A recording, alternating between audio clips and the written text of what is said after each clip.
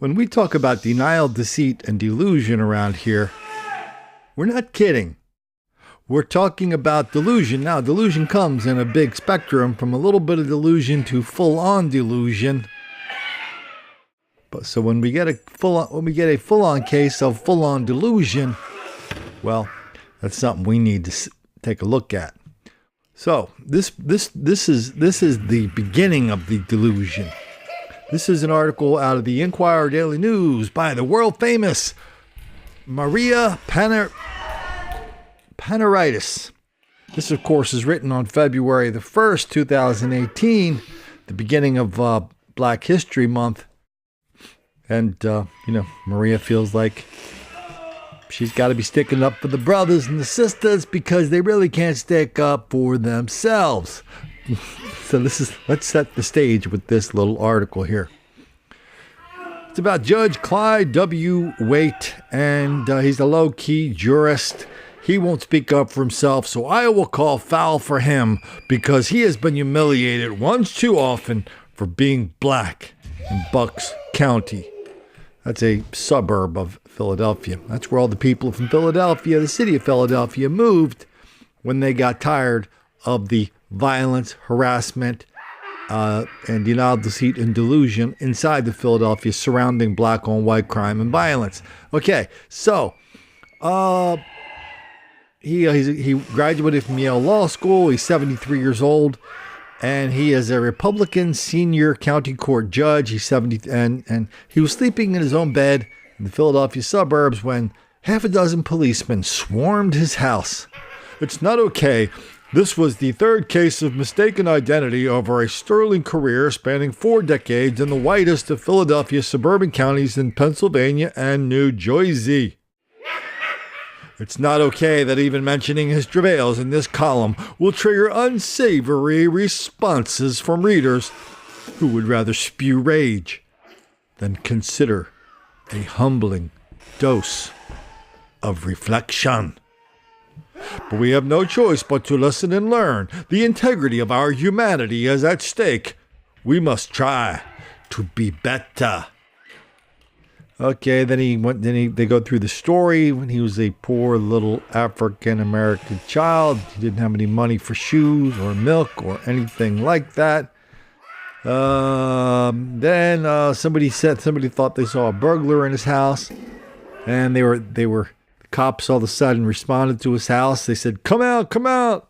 This was in Newton Township. They were aiming flashlights through his blinds. Above the judge's pillow was the night after Thanksgiving. He had just come back from an out-of-town trip. While the cops were outside yelling at him and waking him up because they thought there might have been a burglar in the house, he thought about grabbing his gun. Thank God he didn't. One false move by either side might have triggered calamity. Who can forget in 2009, police in Massachusetts responding to a burglary report arrested African-American Professor Henry Louis Gates at his own home? Remember the guy that ended up at the beer summit? The guy that basically was totally defiant and would not cooperate with the cops who were responding to a report of a burglary or trespassing at his house?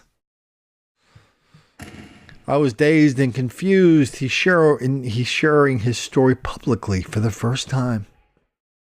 After he started, the judge wants to talk about his situation of being stopped 3 times in his life because he decided that the time had come to stir a reflection about stereotypes and prejudice. The burglary story will be part of a speech he plans to give Friday at a tribute dinner in his honor at Doylestown, co-sponsored by the local historical society and the Bucks County African American Museum, a new group with no such building just yet. The timing coincides with the start of Black History Month. Okay, I think you got the whole thing. The story ended well, and the cops, when they saw who it was, they go, "Hey, Judge, what's up?" There's only here it says only 3% of the people in that county are black, meaning the museum we just heard about, it doesn't actually exist except in the minds of the people who pretend it exists. There is no museum. what there is a bunch of black people who are trying to force the white people up there to give them money to buy a building and put a bunch of slavery artifacts in one place. That's what that is. Okay, he was mistaken for this, mistaken for that. This kid is a Hollywood grad. Another one, Harvard grad. Another one's a Hollywood comedy writer. One thing Waite hopes to get across in his speech is there are ways past those stereotypes. There is a need for people to see minorities in a position of authority, he said. That means TV, public office, in our neighborhoods. I want to make sure that people realize that minorities have a more difficult time doing the right thing. Then the reporter comes in and reminds us how virtuous she is by saying, I hope that by giving voice to Clyde Waite's humiliations, it may somehow humble us all into accepting that society, that means us the people, have heaped an unfair burden on good people like him. We are better than that. At least we should be. Okay, that's Article 1. Okay, so we know this guy's basically a walking saint, not guilty of anything in his entire life. And, there should be a big sign on his house. The cops are never allowed to come anywhere near this guy's house for any reason. Get a load of this story. Look at the headline here. This is 3 weeks later. Bucks County Judge Clyde W. Waite, the guy we just read about, he was injured in an incident at his home on Monday. The first story said the judge was on the phone with his neighbor. Then all of a sudden, the next thing he remembers is running across the lawn to his neighbor's house with some kind of injury to his eye and his phone all messed up. So they called the cops. Okay, let's pick up this story because we're about to enter Delusionville. Then as soon as we're done Delusionville, we're going to go right into we're going to go back to reality with a good, healthy dose of judicial reality to kind of set our minds right once again. Okay, so I'm going to read this word for word. Bucks County, the first paragraph. Bucks County Judge Clyde W. Waite was injured Monday night at his Newton area home in what he first called an attack, but then later said might have been an hallucination.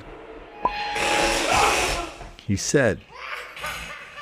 The judge originally told the papers that he was attacked in his house. It may very well be that I saw something that wasn't there. I may have seen this or ran out of the house. They filed a police report, and he's the only African-American judge in the county. He didn't know of anybody who would want to break into his house and hurt him.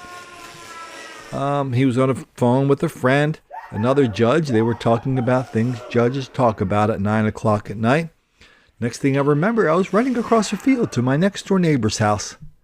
Kind of like Judge DeLotte up in Cincinnati. He said he was bleeding from a gash on his head. His left eye was swollen shut. The cell phone in his hand was mangled. There was nothing was amiss at his house. No broken windows, no forced entry. Nothing was taken. The doors were unlocked. The civilian who runs the Bucks County court system said, I've always found the man to be sharp as a tack. My concern is for how, I don't anticipate this being a problem. The district attorney's office said Wednesday afternoon that it would have no additional updates on the investigation. Cuckoo, cuckoo, cuckoo. Oh, okay, Judge. All right, that's just that's one article of delusion. You gotta suck that reporter into your delusion of the first time that you've led this unbelievably difficult life. That and minorities have it harder. Black people have it harder than everybody else. Yes, Judge, we've heard that before.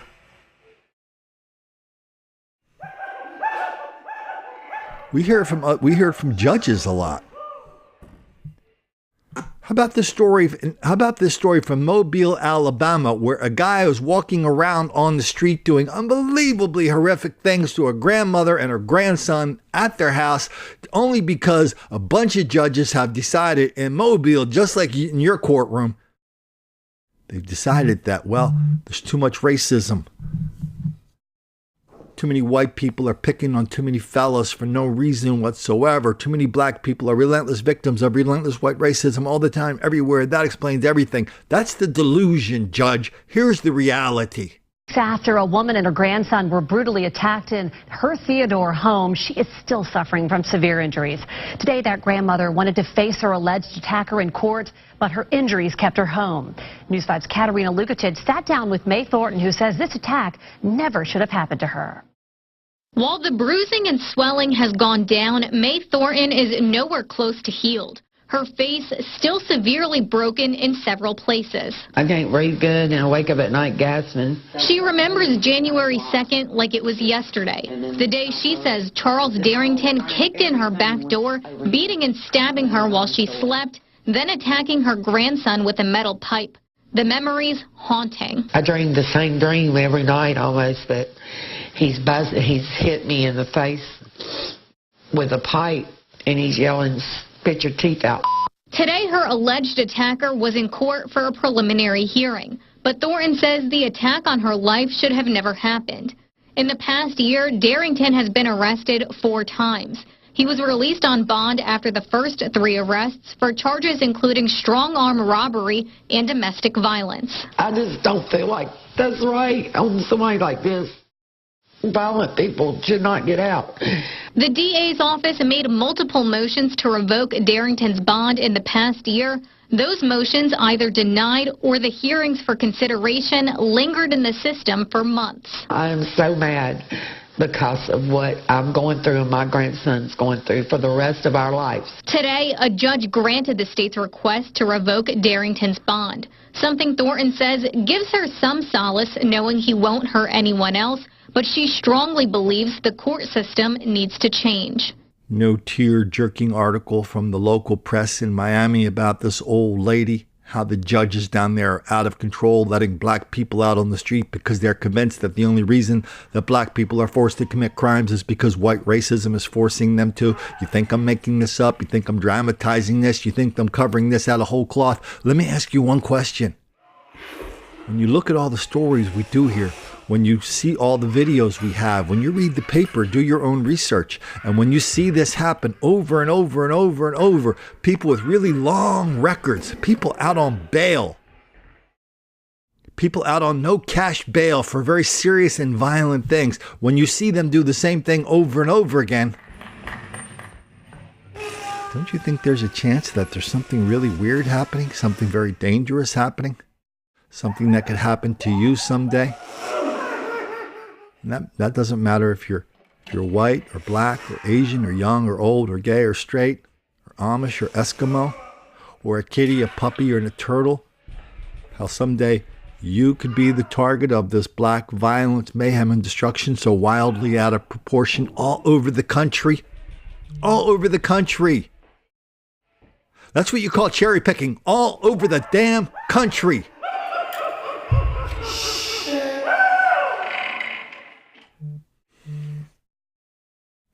Now we get the Philadelphia Daily News to remind us that black people are victims all the time,